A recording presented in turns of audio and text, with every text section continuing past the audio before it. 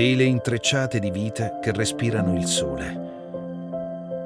Pennellate di luce che intingono nel colore del cielo. Linee antiche che rincorrono il profilo delle colline.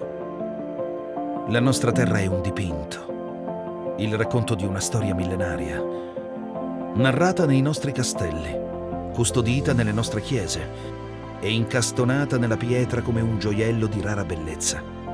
Una grande casa senza pareti, che si chiama Lazise, Peschiera, Bardolino, Garda, Malcesine, Villafranca, Valeggio, Caprino, Soave, San Bonifacio, Legnago, Verona e in tanti altri modi ancora.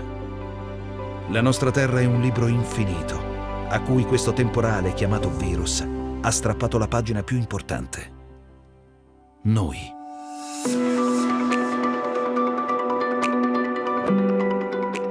Dalle cime innevate del Baldo alle calde rive del Garda, riprendiamoci la nostra terra, le nostre attività, i nostri mestieri. Commercianti, albergatori, ristoratori, grossisti, negozianti, bottegai, torniamo a colorare le strade, a intrecciare le voci, a scrivere la storia. Riapriamo le nostre porte e non dimentichiamoci chi siamo. Alberghi, locande, ristoranti, bar, osterie, pizzerie, gelaterie, negozi, botteghe e bistrò. Ogni anno 20 milioni di persone vengono da tutto il mondo per esplorare la nostra terra, la nostra cultura e le nostre tradizioni. E le nostre tradizioni siamo noi.